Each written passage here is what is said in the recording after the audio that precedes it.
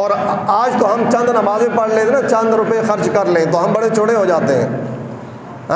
2 لاکھ روپے کی قربانی خرید کر جو ہے نا لوگوں کو دکھاتے پھرتے ہیں، چوڑے ہو کر بازاروں میں اپنے بیلوں کے ساتھ سیریں کرتے ہیں تاکہ لوگ ہم سے پوچھیں جناب کتنے کا بیل لیا ہے. تو 2 لاکھ کا لیا ہو تو ہم کہیں نہیں جن بڑا ہم نے 3 لاکھ کا خریدا ہے. 50,000 کا بکرا خریدا ہو تو لوگوں کو بتاتے ہیں 70,000 کا خریدا ہے، لاکھ روپے کا خریدا ہے. اس نیکی والے کام کے اندر بھی ہم جھوٹ بول بول کر وہ نیکیاں پہلے برباد کر دیتے ہیں. اور حضرت عثمان غنی رضی اللہ تعالی عنہ وہ صحابی ہیں کہ جنہوں نے اتنے کام نہیں بلکہ 3 مرتبہ حضور سے جنت خریدی ہے،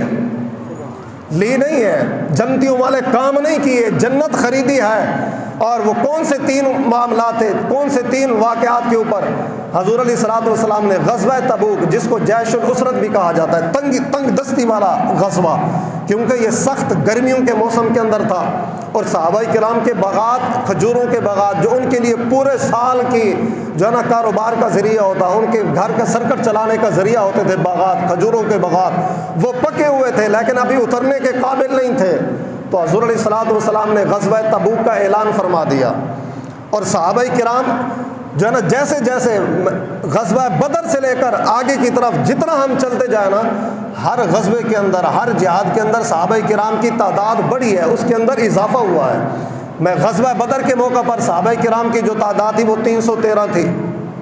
اور غزوہ احد جو اس کے بعد ہوا ہے اس کے اندر صحابہ کرام کی تعداد 700 تھی، اور غزوہ حدیبیہ کے موقع پر صحابہ کرام کی تعداد 1500 تھی، اور فتح مکہ کے موقع پر صحابہ کرام کی مجاہدین کی تعداد 10,000 تھی، اور غزوہ حنین کے موقع پر جو فتح مکہ کے بعد ہوا ہے اس موقع پر صحابہ کرام کی تعداد 12,000 تھی. اور غزوہ تبوک جس کو جیش الاسرت کہا جاتا ہے، اس غزوہ کے موقع کے اوپر صحابہ کرام کی تعداد 40,000 سے لے کر 70,000 کے درمیان تعداد تھی. تو جیسے جیسے وقت گزرتا رہا، غزوات ہوئے، صحابہ کرام نے جہاد کیے، تو وقت کے ساتھ ساتھ ہی صحابہ کرام کے مجاہدین کی تعداد کے اندر اضافہ ہوتا چلا گیا. تو پہلا موقع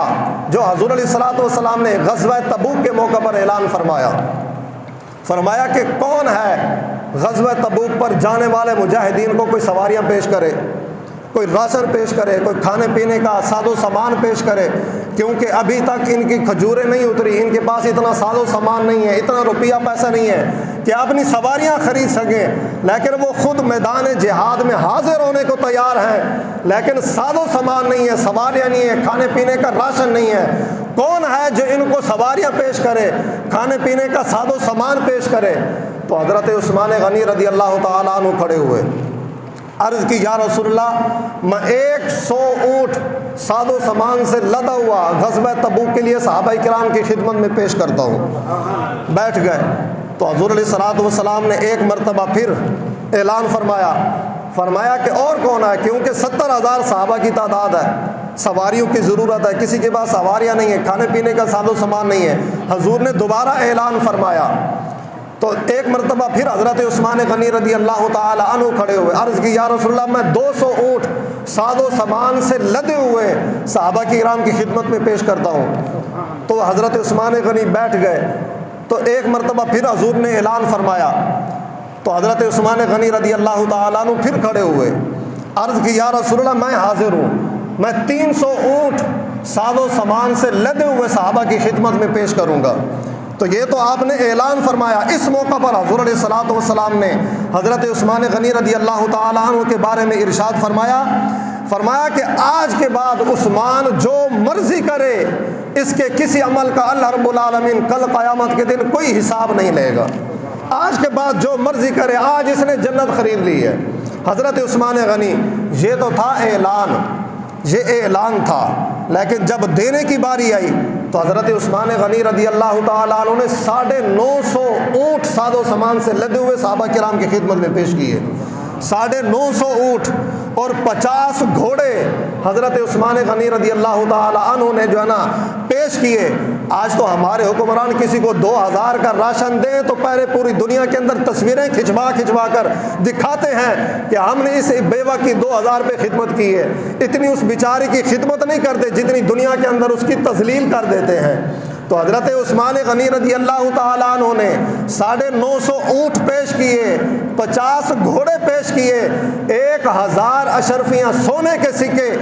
علیحدہ حضور کی بارگاہ میں پیش کیے، اور اس کے بعد پھر ضرورت پڑی تو 10,000 اشرفیاں مزید پیش کی حضرت عثمان غنی رضی اللہ تعالیٰ عنہ نے۔ لیکن اس کے لیے کوئی فوٹو سیشن نہیں ہوا، کوئی اس کے لیے الگ طور پر کوئی میڈیا کے اوپر آ کر بریفنگ نہیں دی گئی کہ ہم قوم کے لیے یہ کرنے والے ہیں، ہم یہ کرنے والے ہیں، ہم نے اتنے جو ہے نا اتنے روپے جو ہے نا فلاں چیز کی قیمت گرا دی ہے، ہم نے فلاں چیز لوگوں کو فری دے دی ہے، ایسا کوئی اعلان نہیں ہوا۔ بس صحابہ کرام کو ضرورت محسوس ہوئی، حضور نے اعلان فرمایا کون خدمت کر سکتا ہے، تو حضرت عثمان غنی رضی اللہ تعالیٰ عنہ نے جو خدمت کے لیے اعلان فرمایا اسے کئی گنا زیادہ صحابہ کرام کی خدمت میں پیش کیا۔ یہ حضرت عثمان غنی یہ پہلی مرتبہ آپ نے حضور سے جنت خریدی ہے۔ دوسری مرتبہ پھر جب مدینہ منورہ میں صحابہ کرام ہجرت کر کے اپنا گھر بار سارا کچھ چھوڑ چھاڑ کر مدینہ منورہ میں حاضر ہوئے، یہاں پہنچے تو وہاں پر ایک ہی کنواں تھا میٹھے پانی کا، ایک ہی کنواں،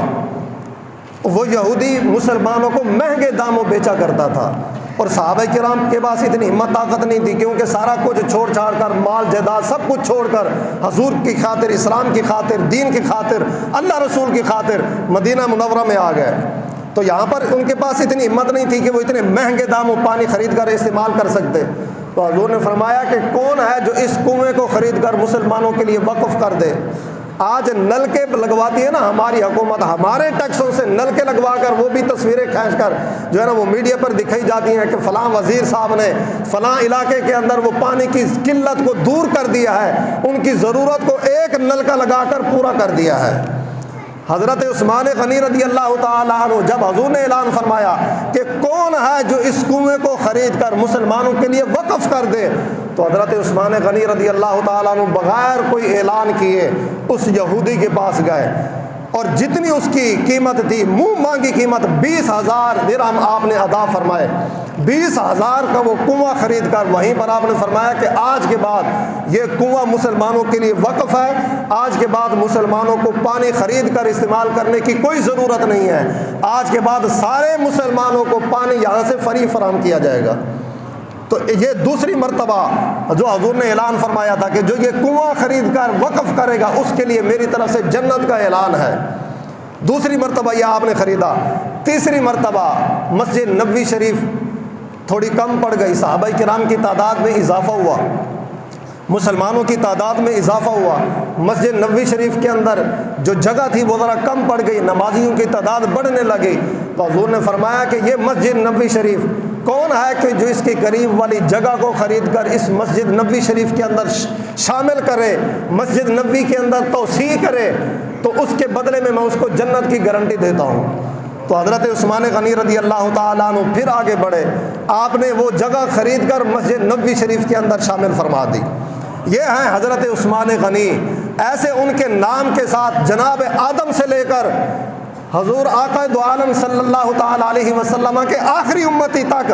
غنی کا لفظ کسی کے ساتھ استعمال نہیں ہوگا، کسی کے ساتھ غنی جس کا مطلب ہے مالدار کسی کے ساتھ نہیں لگتا۔ حضرت عثمان غنی کو حضور نے فرمایا کہ یہ غنی ہے، یہ مالدار ہیں، یہ حضرت عثمان غنی ہے۔ اگر کسی کے پاس دولت ہو تو حضرت عثمان غنی جیسی ہو۔ دولت کا مطلب یہ ہوتا ہے دولت رب دے تو انسان کوٹھیاں بنگلے پلاٹ نہیں، گاڑیاں نہیں، یہ چیزیں نہ خریدے۔ اگر رب نے نعمت عطا فرمائی ہے، دولت عطا فرمائی ہے، تو حضرت عثمان غنی کی طرح ہمیں جنت خریدنے کی بھی توفیق دے۔ دولت کا مطلب یہ ہوتا ہے کہ دولت جتنی اللہ کی راہ میں خیرات کرو گے، اللہ کی راہ میں بہو گے، کل قیامت کے دن اس سے کئی گنا زیادہ ہمیں صلہ ملے گا۔ تو یہ حضرت